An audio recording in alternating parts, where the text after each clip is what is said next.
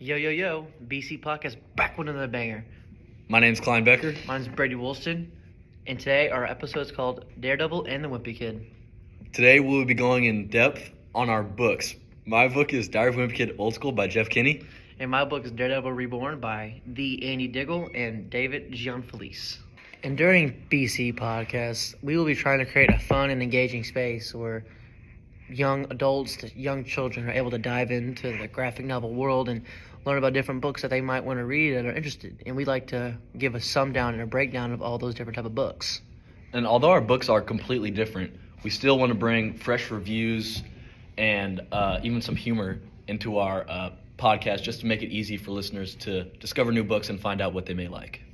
And a good and brief and quick summary of Daredevil Reborn by Andy Diggle. This is a comic series, and this is just one book of very many that dives into the life of Matt Murdock, or the Daredevil. And then he goes through a pretty major life-changing event in the book previous to this one.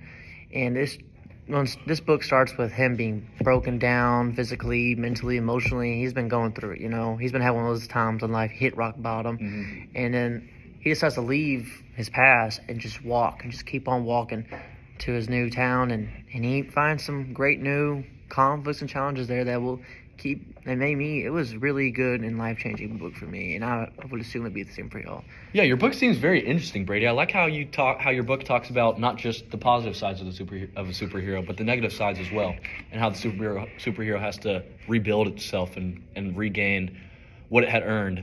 Yeah, I really like how the author Andy Diggle here, I like how he took a darker approach with this comic, unlike versus like all the other ones. This is more like, you know, more heroism, more kicking some butt and whatnot. And this takes a new, fresh take on his character, and he talks about I gotta say this first. We gotta talk about the artwork by David. Mm-hmm. That was beautiful, man. I agree.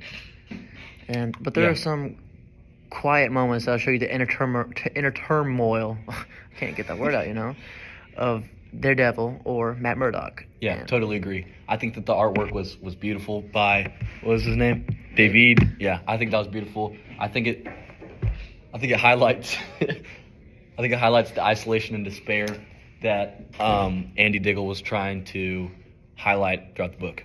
Now, on a very contrasting note, my book is much more humorous and it's kind of all over the place. It doesn't really talk about a specific topic.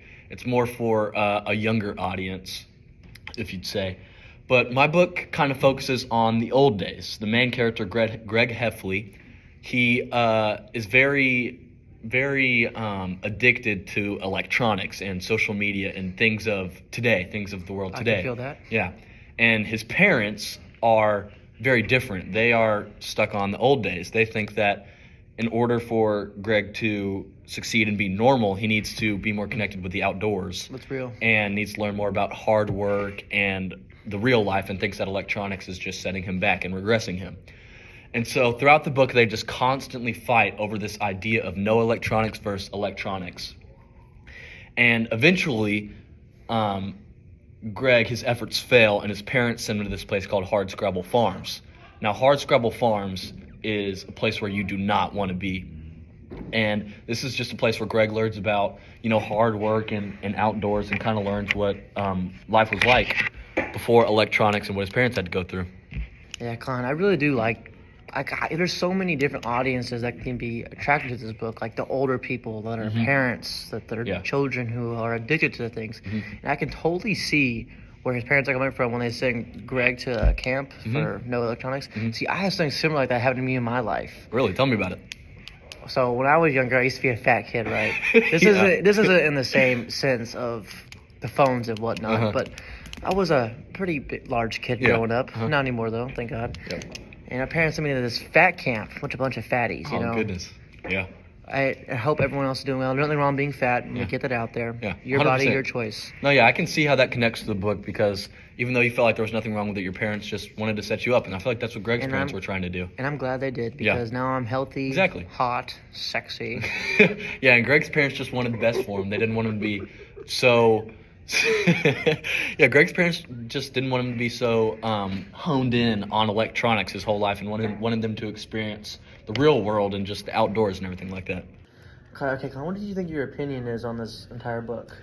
Well, honestly, I think that the characters were very relatable. I thought that Greg Heffley, a lot of kids today, they haven't experienced life without electronics. They were kind of born into phones and TVs and computers, so they haven't really experienced that. And so they can kind of be sucked into the world of electronics and social media and all that. And I think that I understand where Greg's coming from, of where he thinks that electronics is necessary for life. But I also can understand where his parents are coming from, because I've seen, what it's like. I'm not as addicted to electronics as Greg was, but I can see what it was like, and where his parents are coming from, of how outdoors and hard work is necessary for him to succeed in life. And kind of just having a balance between the two is what is necessary. And I think that conflict is very relatable to the real world. Mm-hmm. I feel like you're lying. You know why? How come? Because you know why you're not more addicted to electronics than Greg Heffley. Because I know you. I've known you my whole life. And you're a pretty big fella. Okay. Now, Brady, what were your opinions on the characters in this book and the conflicts? Oh my! Daredevil Reborn. Where do I begin? My opinions were ecstatic. I didn't even want to read this book before. But after I read this, I completely changed my mind about the whole Daredevil series, and I had to read the one before too. Yeah, 100%. And my opinions on Matt Murdock were very, very good. Mm-hmm. I like how he was able to find himself, find what he needed to do. Yeah. His true inner self. Seems like a very gritty character, like how he was just always trying to... It's like Naruto Uzumaki. Naruto, yeah. That's a good comparison. Or Asa from Black Clover. And what was the storyline like? Like, what was... Oh, it was Did you enjoy that? Oh, it started in a very, he's sad, gloomy, trying to find himself. And he ends off saving the town and meeting new friends. Based on the art, you can kind of see that as well. It's very gloomy. Very dark. Very dark. Lots of lightning. Not very demure. Not very demure.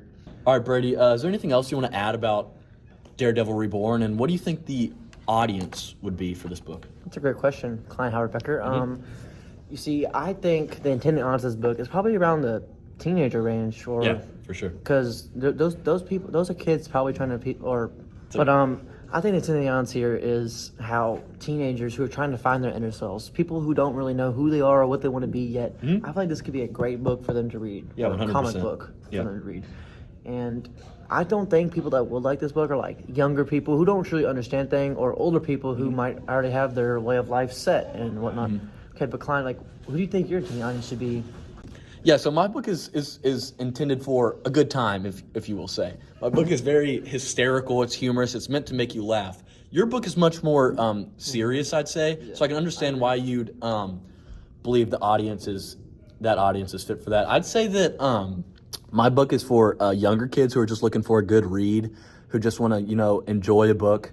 Diary of a Wimpy Kid is for sure for you. There's really not a specific audience. Anybody can pick up a Diary of a Wimpy Kid book and have a good time reading it. So I suggest anybody. Diary of a Wimpy Kid is a great book if you're looking to have a good time, not really looking for a serious topic, just looking to have fun while reading. But I really do think that, based on what you said, is how older people, people in their 40s and 50s and 60s, 100%. Grandparents, and they have kids and grandkids that they'll experience the same thing about people being addicted to technology. With And the book kind of looks at both sides of the story. I mean, younger people can understand the electronic side of it and how electronics is necessary for life, and then older people can look at the outdoorsy part of it and can understand how electronics is just a facet to life and isn't completely necessary. All right, everybody, that's all for today's episode of BC Podcast. Thanks for tuning in. We hope you enjoyed our discussion of Daredevil Reborn and Diary of a Wimpy Kid Old School. And if you enjoyed our show, which you most definitely did, don't forget to subscribe to us on YouTube, and we have a Spotify channel.